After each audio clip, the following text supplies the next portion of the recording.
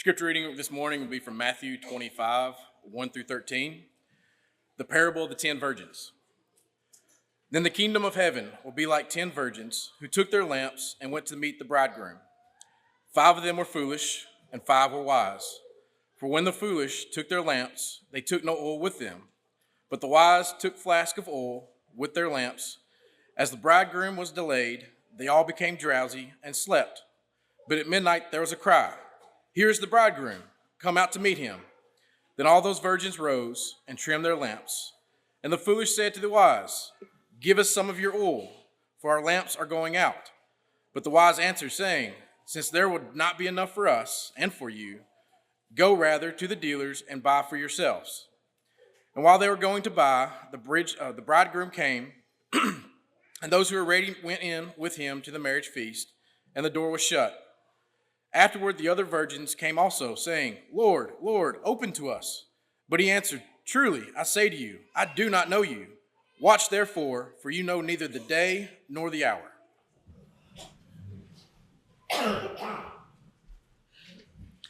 It's the last Tuesday that Jesus will walk on the earth prior to his crucifixion.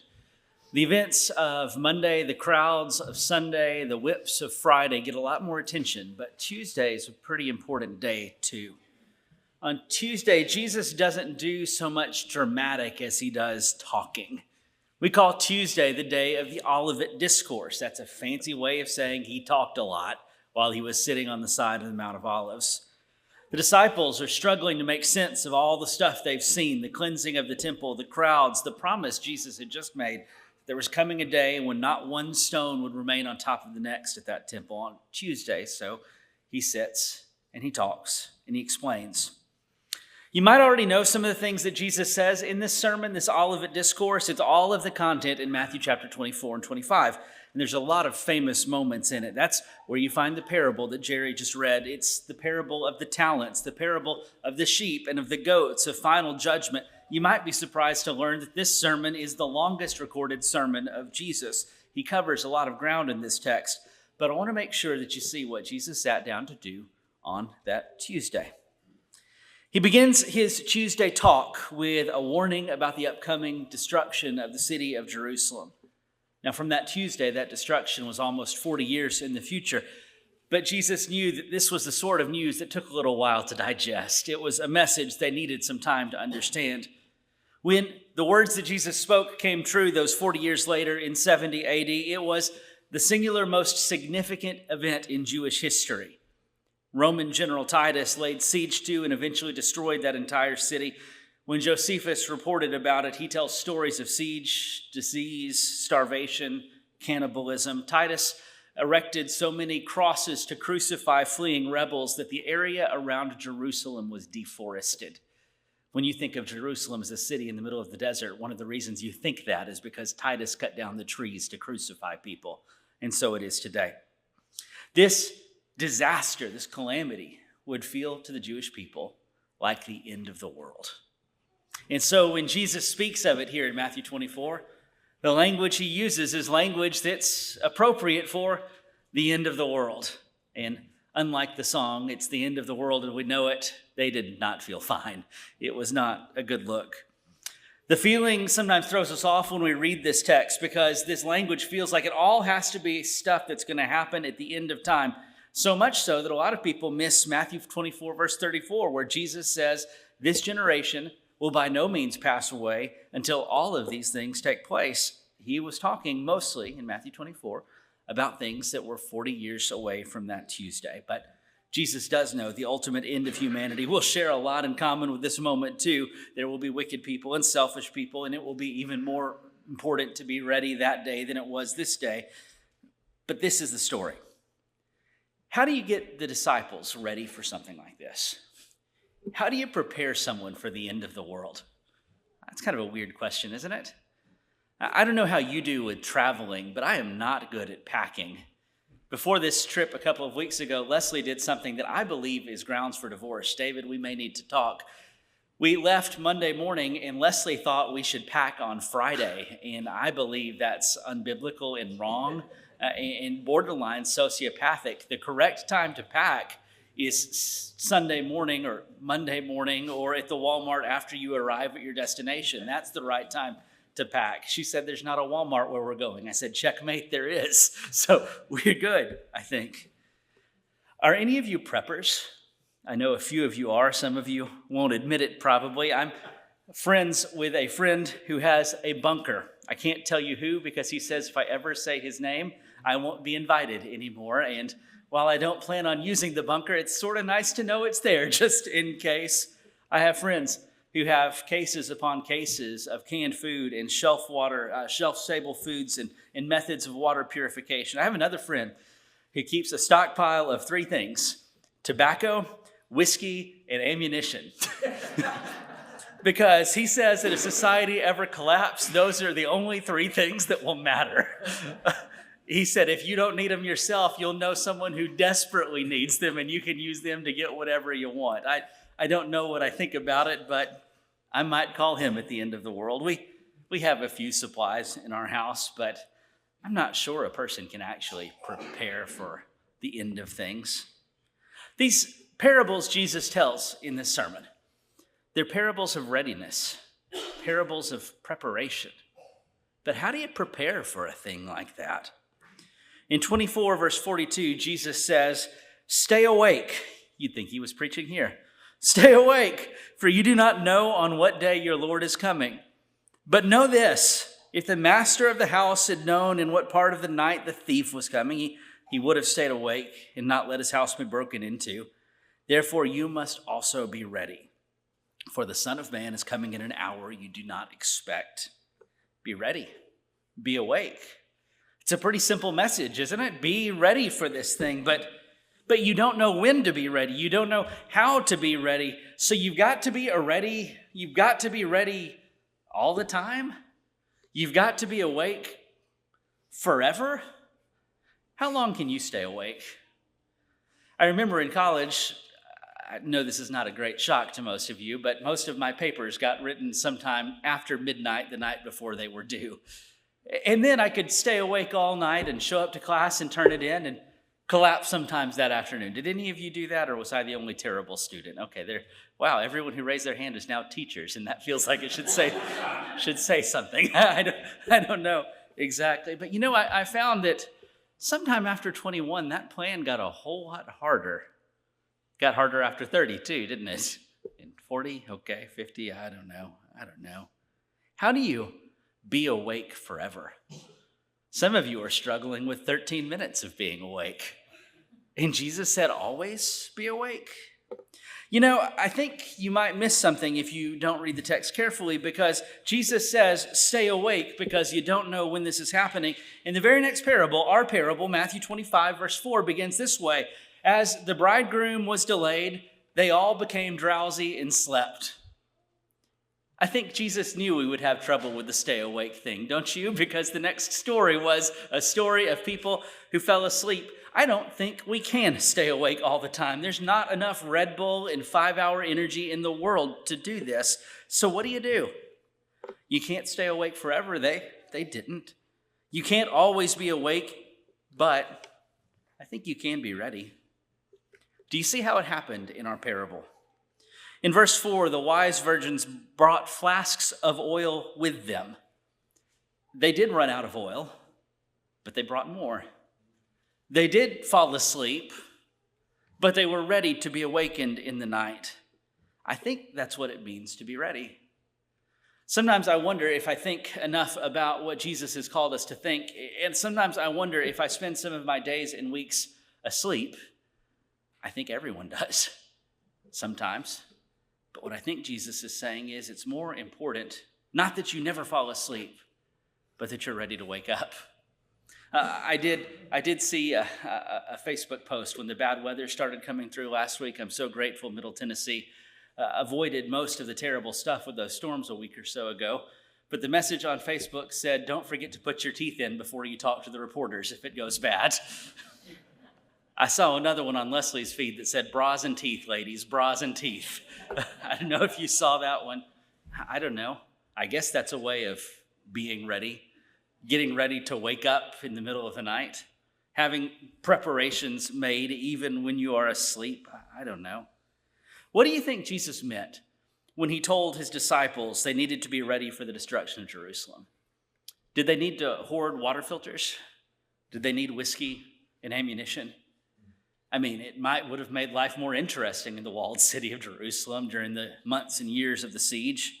But I don't think Jesus was telling the disciples to get antibiotics and insulin. I think it was a different kind of preparation.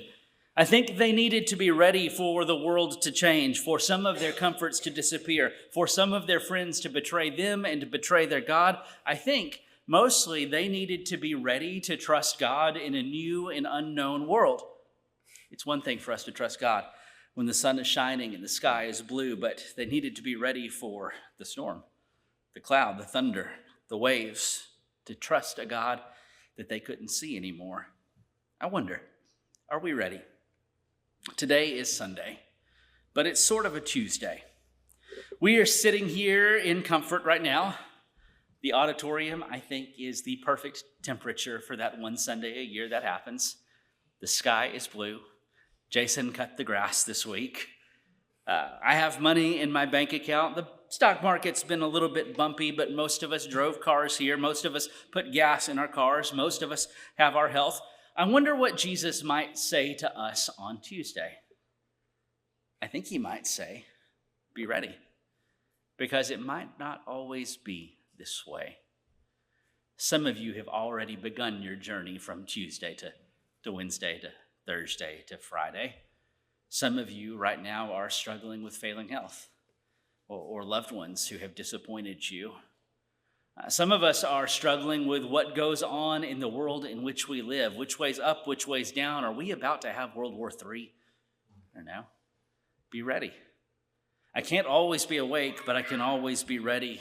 Be ready, Jesus says. Be ready for what? I don't know exactly. For his return, of course, but all of the millions of other things that happen between here and there.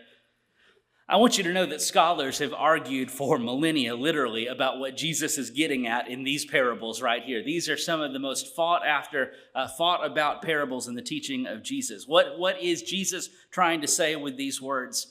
Augustine had some fun with it. He said that in this text, the virgins represent the church, and half of the church is ready and half of the church is not ready. I don't know if that percentage is right or not. He said that those with oil, the oil represented doing good deeds. You remember in the story of the Good Samaritan, how we anointed with oil the sick one. I don't know. That's how you stay ready to meet God, by doing good deeds. That's what Augustine said.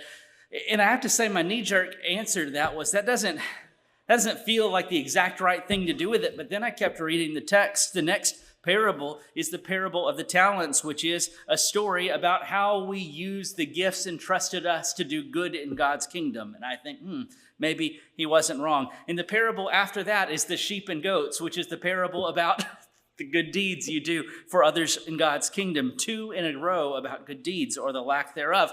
Maybe Augustine had it right. Maybe preparedness is how we stay awake on a Tuesday. We stay awake by doing something good. Have you ever noticed? It's easier to be awake while you're active than while you're sitting. I think in church maybe we should stand up during the sermons. What do you say? I see looks of revulsion and fear and terror. It's not actually that I want you to stay awake. I get paid whether or not you stay awake. What I'm looking for is if you fall asleep and you fall to the floor, I get to enjoy it. That's what I'm looking for if we stand up. Maybe Augustine wasn't wrong. In one of his sermons on this text, he asked this question: how can you identify who is the wise and who is the foolish? And the only answer he gave was, who has oil? Who's doing something? That answer looks a little bit better when I think about the last time Jesus spoke about wisdom. It was when he talked on another hill, the first sermon recorded in the Gospels, the Sermon on the Mount in Matthew 7. Maybe you remember this. He said, a wise man is the one who hears and does these words of his, and he's like a man who builds his house on a rock. So when the storms come, he's ready. I spend a lot of time telling you that we don't earn our salvation, and our good works don't make God like us more. And I believe those things, and I need to preach those things because we have a cultural backdrop that tells us we are what we earn. And that's not Christianity. That's something entirely different. But I think maybe I need to clarify something. Maybe the good things that we do with our life is what prepares us for this one and the next. It's funny, if you occupy your days with good, you're doing what you need to do, right? You're ready. If you're occupying your mind with things that are good, you're not wasting your time. You're not wasting your life. It's preparing your heart and in your soul. One of the things I love about doing DRT work with Frank is you bring people together from all of these different churches to one place on a build site. And there's this thing about if you bring a bunch of churches together, most of the time, they start jockeying for position and figuring out who's more righteous and criticizing and talking and gossiping. But it's really hard to do that when everyone's hands are full with sheets of plywood. That's one of the reasons that I really like DRT. That's one of the reasons I like the Honduras work. It's hard to argue about how many angels can dance on the head of the pin if you're out of breath and you're saying, can you hand me another block, please? I think that's readiness. Maybe that's a message you and I need to hear today. We live, I believe, in a time of comfort, and comfort breeds complacency, and complacency kills. So are you ready? This isn't exactly the invitation, but it kind of is. How are you going to spend this week to be ready for what comes next? If you right now are in a season of plenty, I am so happy for you. It's so much fun, isn't it?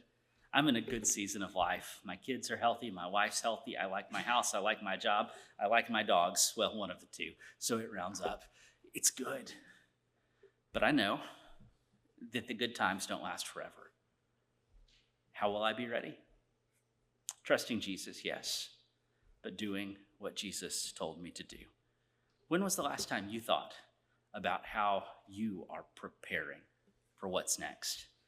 I think that's a good lesson for Life's Tuesdays. If we can help you prepare, we would love to. You might not know this, but after service each Sunday, we've tried to announce it a couple of times, but it's like the bulletin, no one listens. We try to have one or two of our elders in the back so that you can have an opportunity to pray with somebody. Not every need you have do you have to come to the front of the church and share it with the whole church. That's a good thing if that's what you need, but it might not be what you need. Sometimes you just need a word of encouragement or a word of advice or a guide for whatever your next step in the journey is. So if that's something you're looking forward, maybe today's your day. It's Tuesday. Let's get ready. Let's stand and sing.